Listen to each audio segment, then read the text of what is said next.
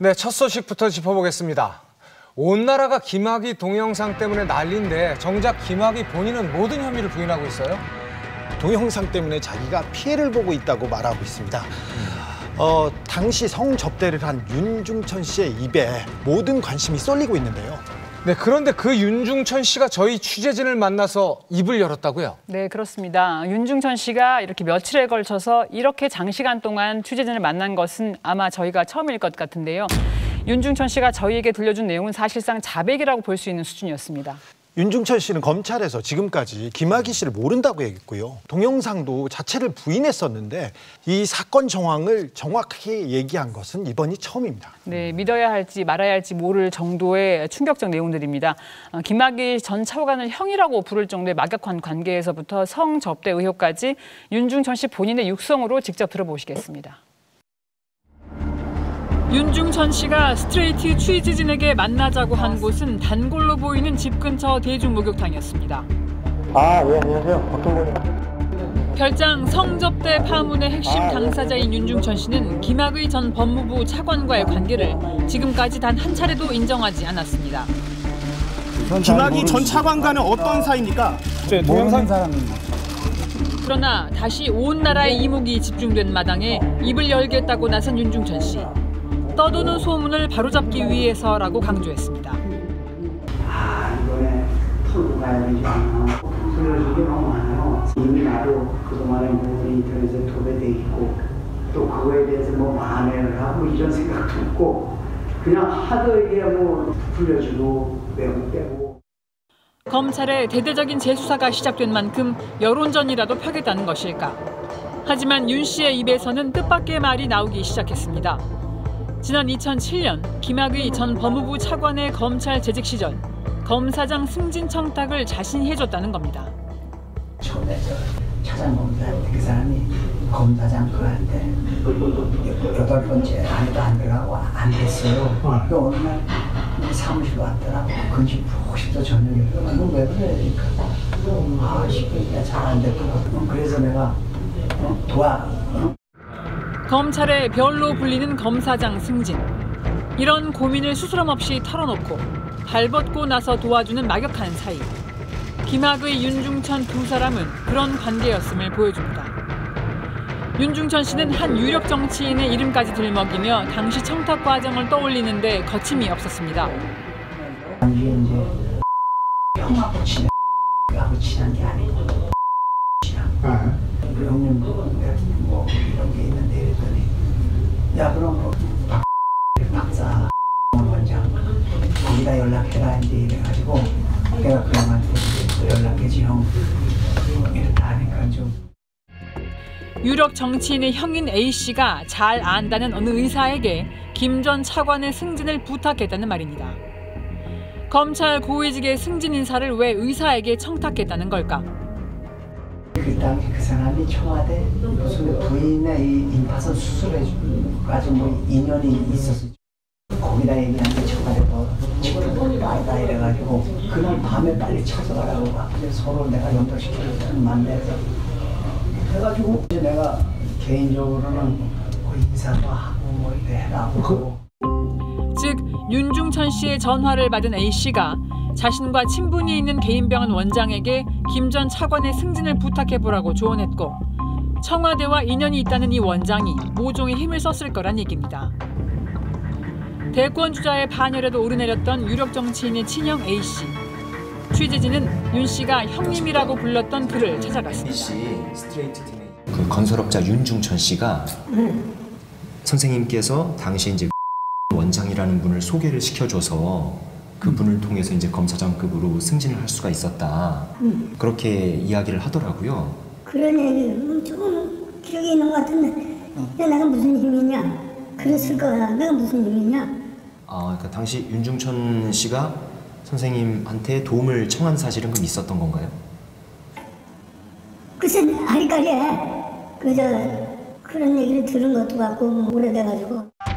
좀 기억이 나고 그런 부탁을 들은 것도 같다.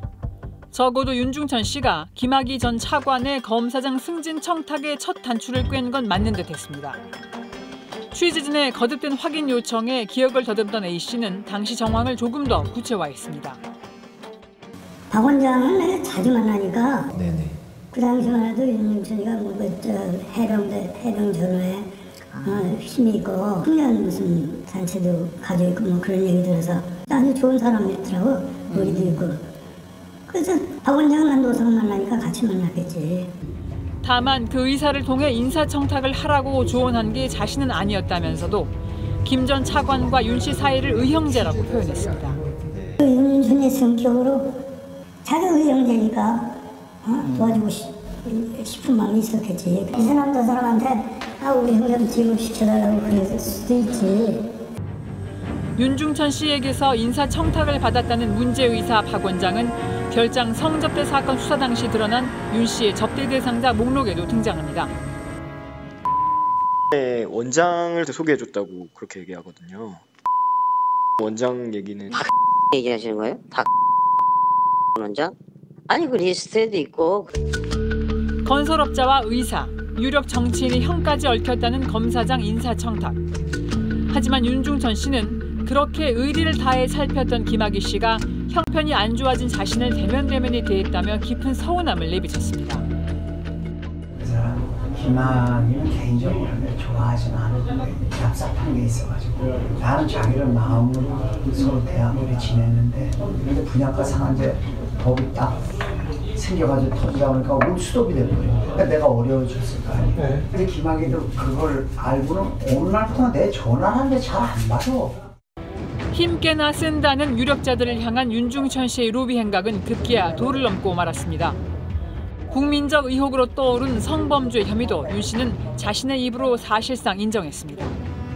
원장이라든가 뭐 소개 돈 내는 회장님 소개달라서 나 해줬어 서로. 그래가지고 나 아는 회장들하고 돌고. 여자들 돈도 김학의가 아니라 사장님이 주셨잖아요. 그런 얘기 자체가 내가 할 말이 아니지. 아무튼 이런 향응을 뇌물로 보는 거예요. 법적으로. 그게 그러면 그 향응 뇌물인데 예물이라 해도 내가 그게 언제 13년 전 얘긴데 사람 불러다가 그걸 피의자라고 할 수 있는 거야? 13년 전, 그러니까 지난 2006년으로 추정되는 문제의 동영상 속 별장 성접대 사건을 지목한 것으로 보입니다. 성매매 알선 혹은 뇌물죄에 해당하는 성접대 혐의를 자백한 셈이지만 공소시효가 지나 처벌이 어렵다는 겁니다. 그러면서 윤 씨는 김 전 차관 사건을 당시 검찰이 스스로 무마했다고 단언합니다. 음주운전을 했는데 그거를 카바했으면 잘못이지. 이게 검찰이. 그런데 다만 음주운전에 타고 뭐 노는 게 있다 보니까 자기가 운전을 한 건 맞아. 그런데 이제 음주운전은 분명히 안 했어. 그런데 이제 그게 타고 뭐 이렇게 밝혀지면 이제 쪽팔리고 여러 가지 상황이 되니까. 음주운전 수준은 아니어도 안전띠 미착용만큼이라도 처벌했다면 상황이 달라졌을 거란 얘기.